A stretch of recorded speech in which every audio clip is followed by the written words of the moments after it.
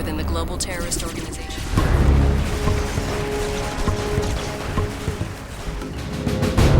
Tiberium is the reason why this story exists, right? It came on to Earth in a mysterious fashion, and CNC3 kind of reveals finally what Tiberium is all about, where it came from, what it can be used for other than just a resource. I don't want to give anything away, but obviously the major focus of CNC3 is all about Tiberium. The biggest challenge for us was how do you move the genre forward while still retaining a classic CNC feel. You'll notice that the sidebar interface has returned. That's one of the first things that people ask for. They love the sidebar interface. They loved what it means. It lets you build and queue up units while you're on the battlefield. You don't have to be near your base or hovering over your base. You can be focusing on the action while still queuing up units and managing your army. We have an AI that kind of adapts to your style of play as well. If you're a rusher, if you like to attack your enemy quickly, the AI will adapt to that. Whereas if you're kind of a more beginner type player, you like to turtle, kind of play slow and methodically, the AI will recognize that and adapt its style of play to you as well.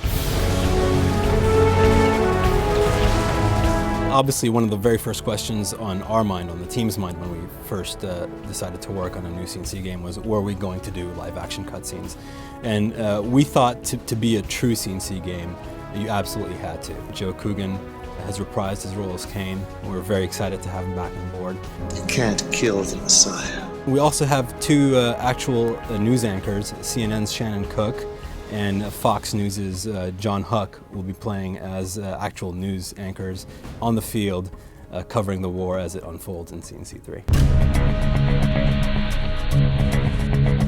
When you sit down and get your hands on this game, you'll see that units respond to you right away. We kind of tore out the plumbing of our engine because ultimately an RTS at its core is all about unit interaction. How fast do the units do what you tell them to do? Every one of our three factions has a slate of new units. I mentioned the Avatar mech that Nod has.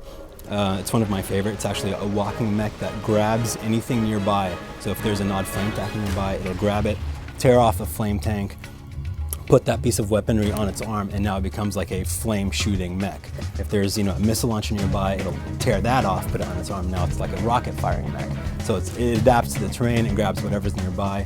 It's a very neat unit.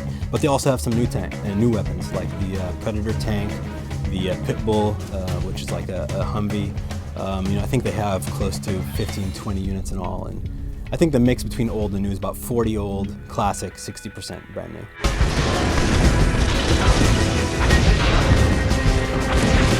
We have a very exciting new component of CNC3 that we're calling as a whole RTS as a sport. We'd all used to gather like in this room and in other meeting rooms and watch our team members play each other in the tournaments and in the finals. And they got to be so exciting to watch that we said, we asked ourselves, why don't we kind of imbue this functionality as a feature into CNC3. We're adding things like voice over IP support. We really want to give the power in commentators' hands, so not only will they be able to commentate on actual matches that are going on, but they can telestrate them as well. So kind of like a John Madden kind of throw in, you can circle units that are getting ready to attack and point in the direction that they're going to.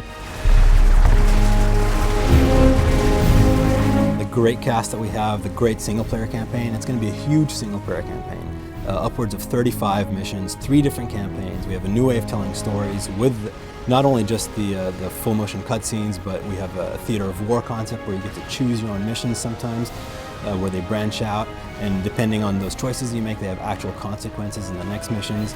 RTS is a sport. It's all the features that we have kind of put together. And of course, CNC, the fact that it's back after 7 long years, we think that's our biggest talking point.